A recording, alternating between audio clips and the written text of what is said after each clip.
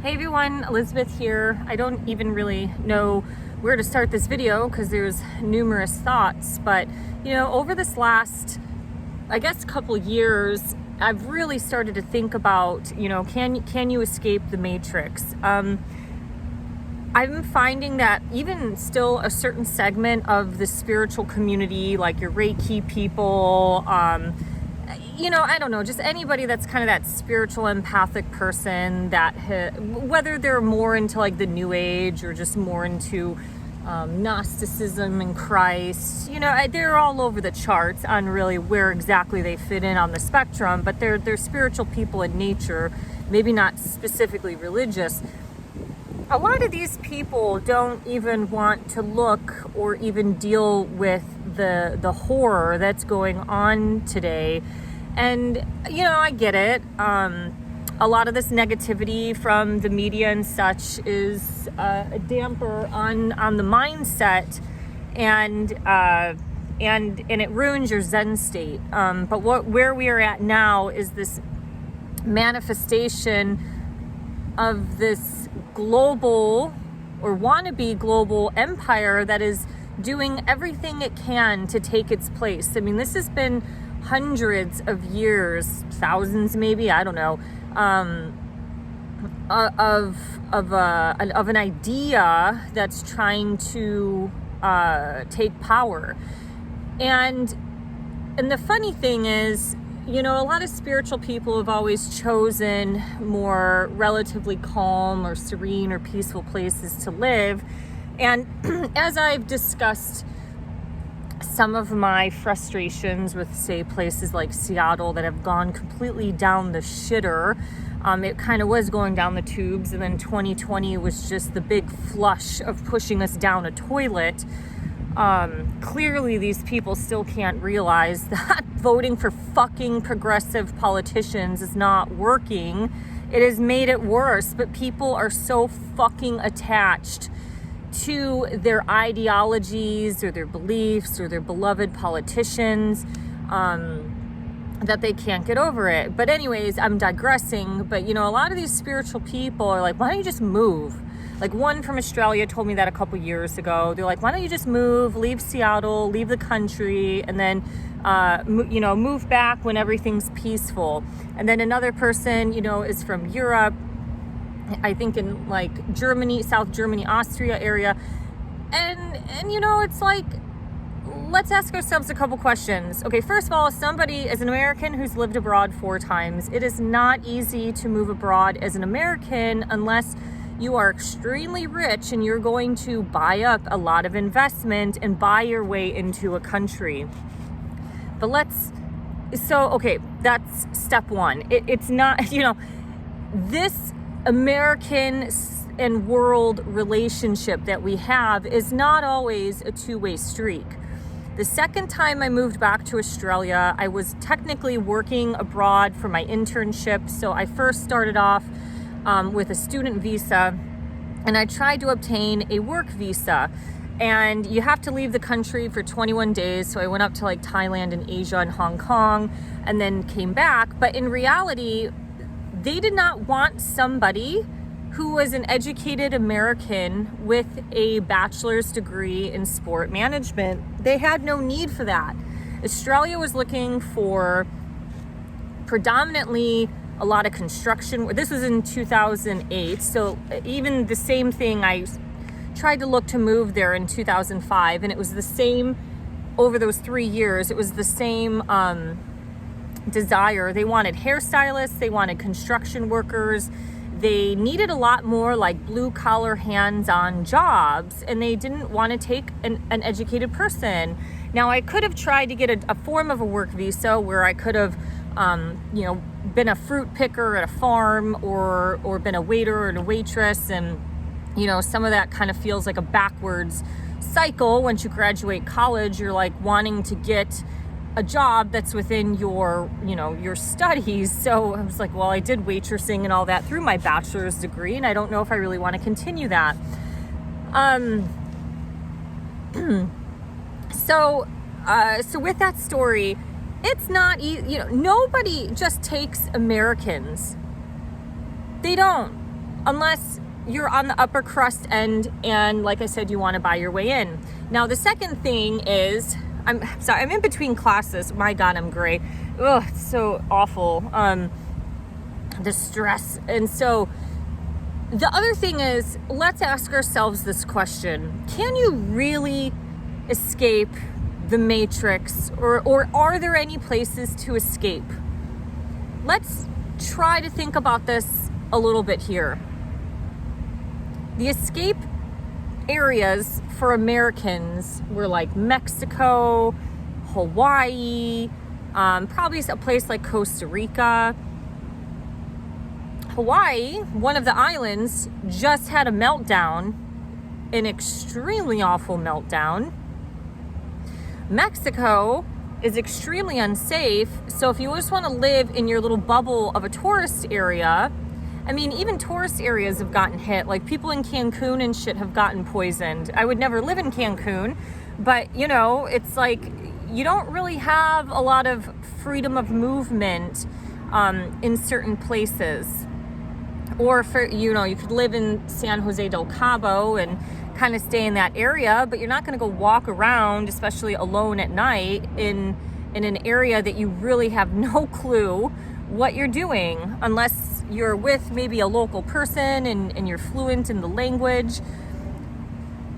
In places like Europe, you know, a lot of escapism places were places like Greece. So a lot of British and German people moved to Greece. It was places like Palma de Mallorca and Ibiza in Spain. Those are Spanish islands. And then places like the Canary Islands. Well, one of the Spanish islands was just under fire, and the Canary Islands have gotten a fire. We all know that this is not being naturally created. So we have to ask ourselves, is there anywhere to really fucking run and hide? It has been awful in America watching this regression occur, but look at places, look at what Justin Trudeau has done to Canada. I personally feel like Canada and Australia had it a lot worse because these mandates were a lot more hardcore, and Americans, in terms of us being a little bit more stubborn on our freedom, actually rebelled a little bit more, where it was like pockets, these more democratic cities that had all these mandates, and I was victim of that. I lost my job because I didn't get the shots, and then the city of Seattle instilled a mandate for gyms and health centers that only V'd up people could attend. So that was the customer as well as the employee. So all of these companies followed suit, and I lost more of my work. I couldn't attend anywhere. I couldn't go to a fucking movie, couldn't go to the restaurants, couldn't go to the gyms. So we need to see that there's no place to run and hide right now. Maybe there's a little bit, but look at the rural areas. This is part of the Agenda 2030, is that the government wants a lot of its land back. Now, I'm going to talk more about this, of some stuff that's been happening in Washington State that I kind of discovered over the last 8 weeks, personally through random conversations with somebody, and then with some current news reports that I actually just heard about today. Even people in the rural areas are getting screwed over. The cities are poisoned. Like, we are getting poisoned regardless of what state and country you're in. We are getting poisoned from the air, from the water, our GMO frankenfood. That global American food is getting pushed out into all these countries like Europe and, well, I guess Canada, I don't know about now, but Canada and Australia had a lot more regulations against using certain chemicals. Like, America has been one of the most poisoned countries on earth. But in reality, we have to ask ourselves, can you really escape? Can you run and hide? Because what we're seeing now is that all these places that we've, all these luxury places like Hawaii, it's like, oh, we all dream to live there, and let's move there and live this great Zen peaceful life and escape the stress of the mainland in America. Look what the fuck happened to them. Those people in Maui are living a way worse life than any of us on the mainland right now, unless you're in a natural disaster zone. So if you just had a bunch of fires through your place, I'm not trying to downgrade that, you know, that's awful, but we don't even know where like half of those people are located. Nobody's located these kids. We all, if you know what's going on, you know probably what's happened to them. And the other thing too, you know, everybody wants to like escape the matrix. It's like, can you really? Because when you're dealing, look, we live in a money-based system. We all have to have money in order to live and survive. There's nothing wrong with that. But, you know, whether you're working a 9-to-5 job and dealing with a shitty boss, or you're dealing with awful customers online, you're still dealing with people. It's never going to be this perfect utopic idea or business, because that kind of doesn't exist. This was, I don't know, like 5-6 months ago, I shipped a baby blanket to a woman who bought it from me off of Etsy to California.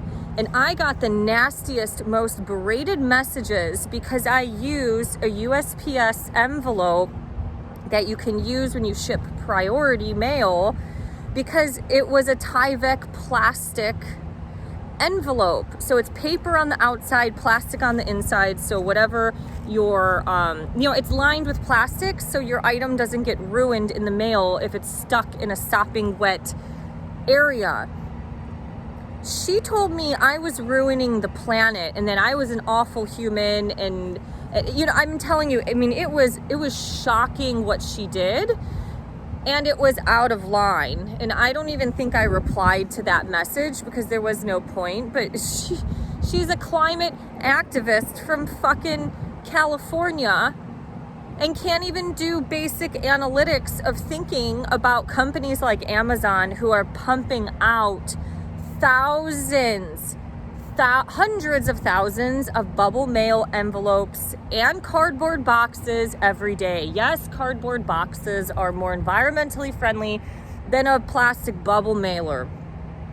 But when you think about it, when you're too fucking lazy to get off your ass and go to the store and buy your own toilet paper, buy your own paper towels, and you have to have that shipped by somebody else, by some slave-waged factory worker, and that has to get shipped in a box, you're wasting more. You are part of the waste of the environment. So I'm just saying, like, this whole thought of like wanting to escape and run and hide, I don't even know if there is anywhere to run and hide. Because in the next video, I'm going to talk about, at the end of August, I went camping up in the Mountain Loop Highway area. If you know anything about Washington State, it's a beautiful area, and it's really well known during the fall time because you can drive and see a lot of the fall foliage, because it's kind of like the one part of the state that has, well, one part of this side of the state, I should say, that has more, you know, like maple and oak trees. It's just not all pine trees. And I met a guy, and the government is trying to kick him out because he lives on the Skagit River. The government wants its land back, and it's gonna get into a nasty fight, and he doesn't have the resources to fight the fucking government. So I don't even know if there's anywhere to run and hide. We're all in this together. This global shit mess, it is bad. I mean, what's happened in places like Israel, the bombing and everything has innocent people around the globe are getting hurt and injured, and it's coming here. I hope it doesn't come here, but you know, when we see these things that are manufactured, that are out of nature's control, it's getting a little scary. So we have to pull ourselves out of this mindset that we just want to escape and leave. Maybe there are some places that we could escape to, but I'll tell you what, even in this democratic voting state, doesn't seem like you can, especially when people in central Washington, because they live in a high-risk fire zone, are losing their housing insurance. The government wants its land back up in the Mountain Loop Highway area and is trying to kick people out of their homes. Those are places that we were taught long time ago to escape to. Get out of the city. Go raise a farm. Go raise a family and have a farm, or just go escape. We're going to live in a little cabin by a mountain or by a river. It's happening to all of us. It's getting scary. I don't have any solutions, but we have, you know, I personally think, especially the spiritual people, they should be caring more about what's going on. I don't think a lot of them do, but anyways, this was probably more of a rant, but I don't know. What do you think? Do you think we can escape? I have to go teach another class in 20 minutes, so sorry I'm all sweaty and whatever. All right, we'll see you later. Bye-bye.